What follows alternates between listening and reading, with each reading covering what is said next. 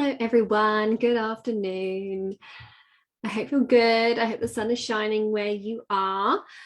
I am here today to talk to you about why thyroid imbalances occur.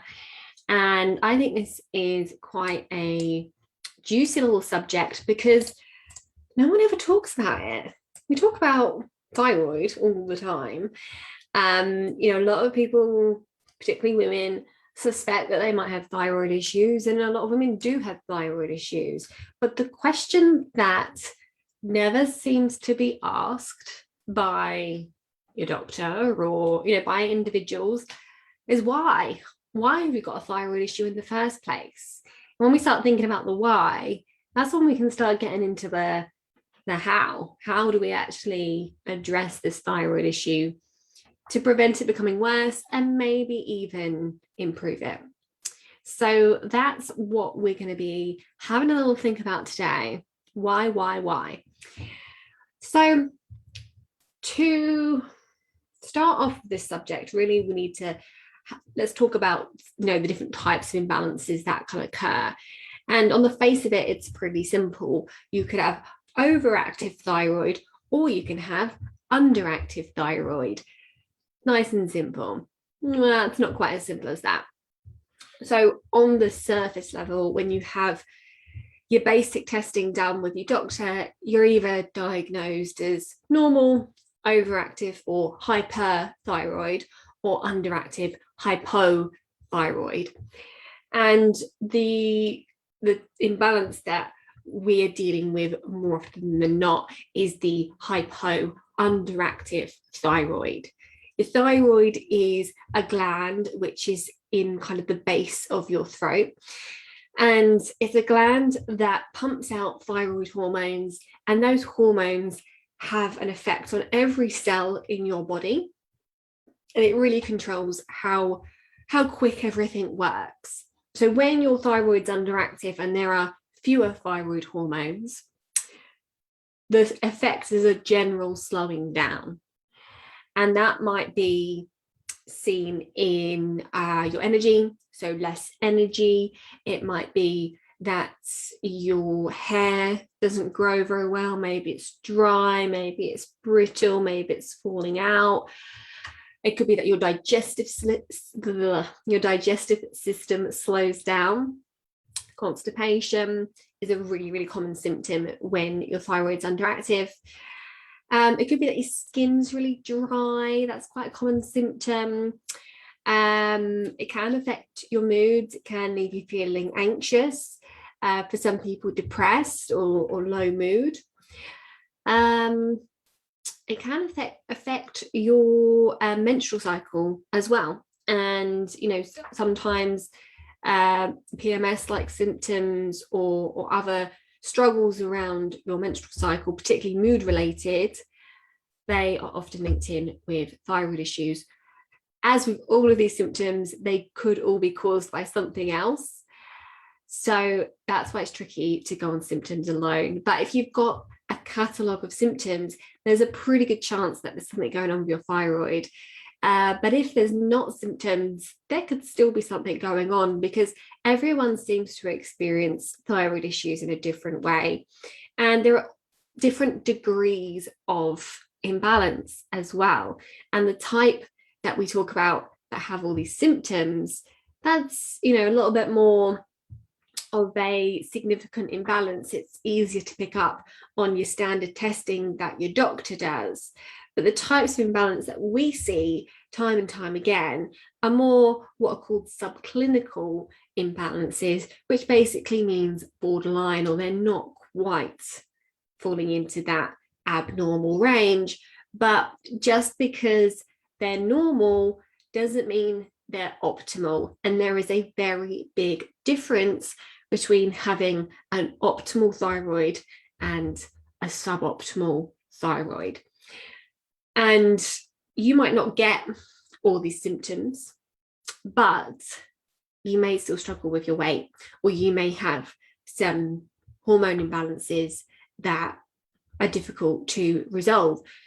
And we test the thyroid for everyone that we work with. And we do this because one, because it's a really common imbalance, but also because so many of the women that we work with, they've had their thyroid checked by their doctor, but it's a very basic test that's done as standard.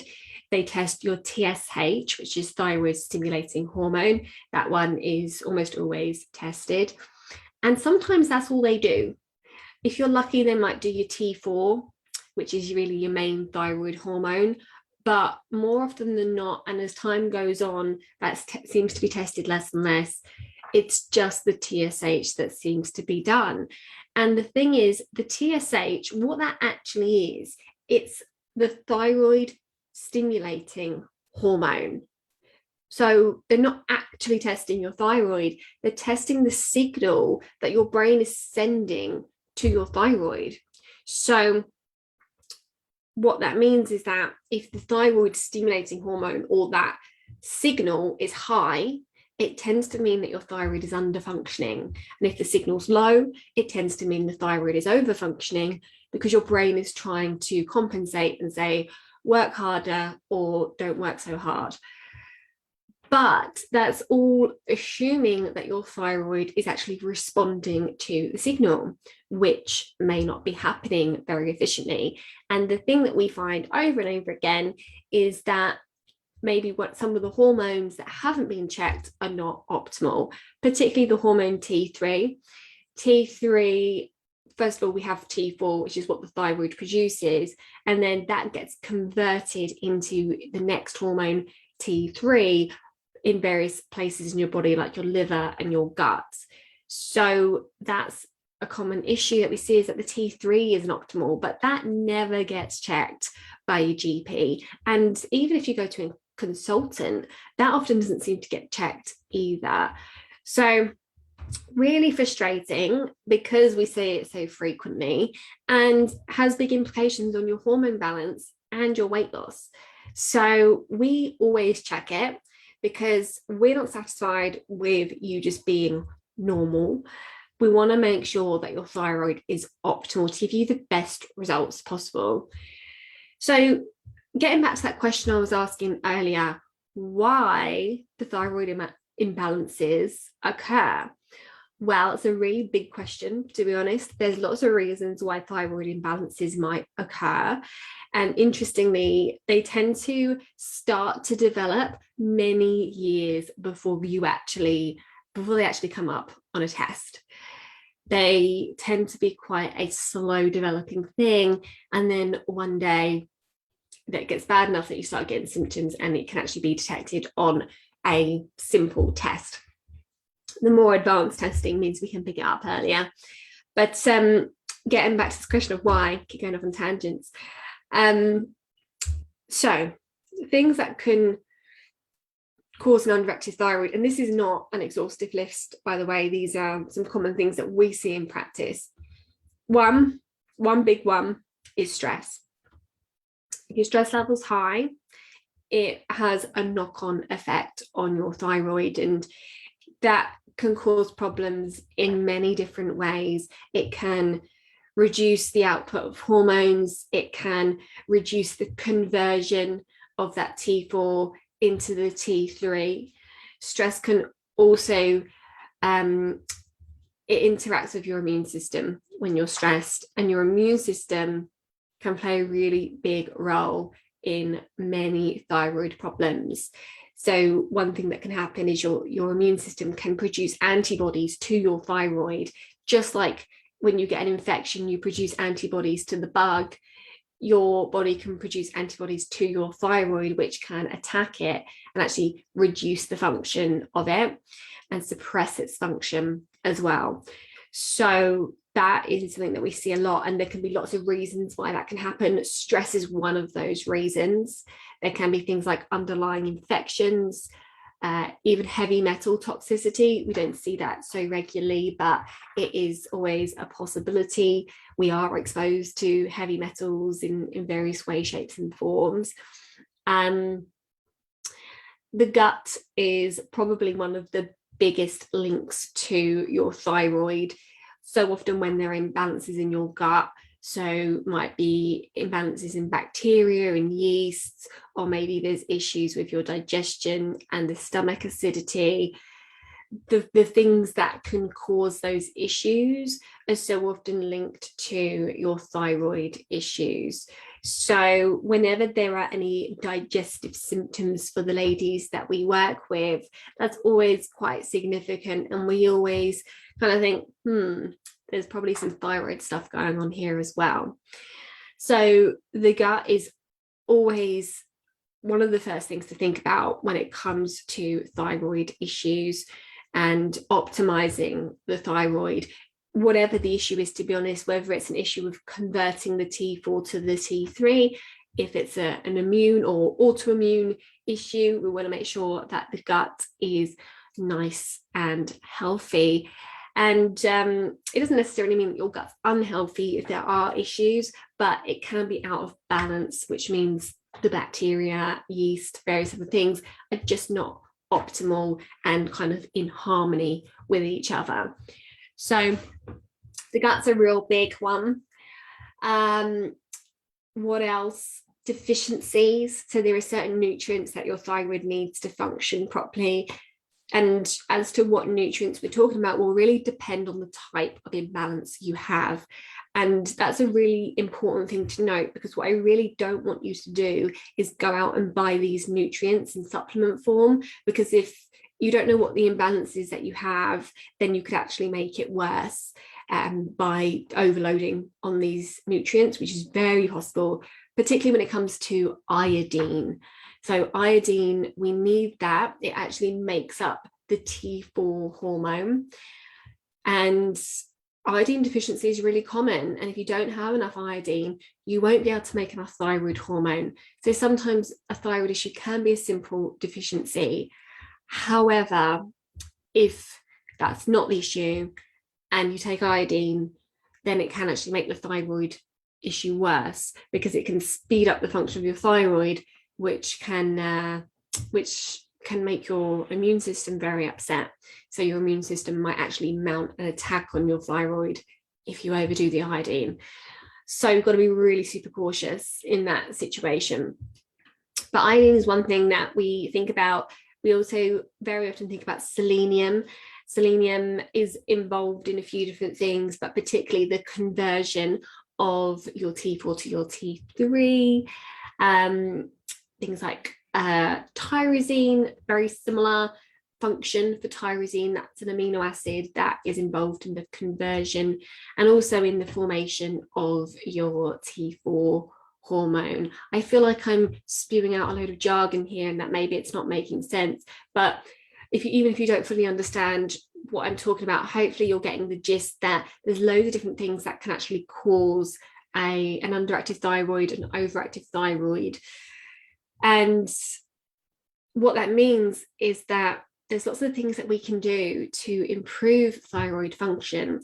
And, I never claim that, we can cure thyroid issues, but there's lots that we can do to remove the thing that caused the problem in the first place. And if you can do that, then at the very least, what you can do is prevent the thyroid from becoming worse. And I have a huge belief that your body has a massive capacity to heal. So we see thyroid issues improve, not always, but we see them improve very often, and at the very least we see them stop getting worse. So there's lots that you can do to really work on your thyroid, which really helps with the thyroid with the fat burning. And one last thing to mention is that you may be watching this thinking, okay, well, I've already got a thyroid issue. I know I've got a thyroid issue. I have to take medication. So what does that mean for me? Well, what we find is that, sometimes you have a thyroid issue, you take your levothyroxine, problem solved. For others, it's not quite as straightforward as that, and they take the levothyroxine, they don't feel that much better, and that can be because maybe they need the T3 hormone, and if they need the T3 hormone, it can be that their body isn't actually converting that medication. So the medication is the T4 hormone. your body might not be converting that into the T3 and utilizing that properly in your body. So there's things that we can do to help your body actually utilize your medication properly. So hopefully this helps you to understand that there's more to a thyroid problem than just, oh, I've got a thyroid problem, I better take some medication. Or, oh, I've got a thyroid problem, that means that I'm going to struggle with my weight forevermore, because that's not the case. It's not an easy thing to address, but when you take the right approach and you dig down into what's actually going on in your body, you've got so much leverage to be able to improve the issue and improve your hormone balance and your weight loss results as well. And if it is your thyroid causing you issues, then that means that as part and parcel of addressing all of this and getting the better weight loss results as well, you're also going to feel much more energized. You're probably going to feel better in terms of your mood, your skin's going to get better, your hair's going to get better, everything's going to improve, because your thyroid affects pretty much everything. So hopefully this has been helpful. If it has, then make sure you give us a like. And if you're available tonight at 7 p.m. Tuesday, then make sure you come along to our free webcast, Stop Dieting and Start Seeing Results. This is a webcast where we really get into a few other hormones that I often talk about. We'll talk a little bit about sex hormones, we'll talk about blood sugars, inflammation, a bit about gut health, all things that really impact your fat burning, your metabolism, and your overall weight loss results. This is a webcast that I've put together specifically for women who are menopausal, perimenopausal, and struggling with their weight, and who are finding that despite eating well or trying really hard, they're just not getting anywhere and they don't know what to do. So if that's you, make sure you come along. I'll drop the link in the comments so that you can save your space. And if you can't make it, don't worry, save your space anyway, and I will make sure that I send you out the recording tomorrow morning. So if you can come live, then do, because we do give away goodies and you don't want to miss out on those. So make sure you come along, and I hope to see you there. We will be going through some case studies as well. One of them is a little bit more focused on thyroid as well. So do not miss it. I will look forward to seeing you there. And otherwise, I'll be back later in the week with more juicy stuff to talk about. See you then. Bye.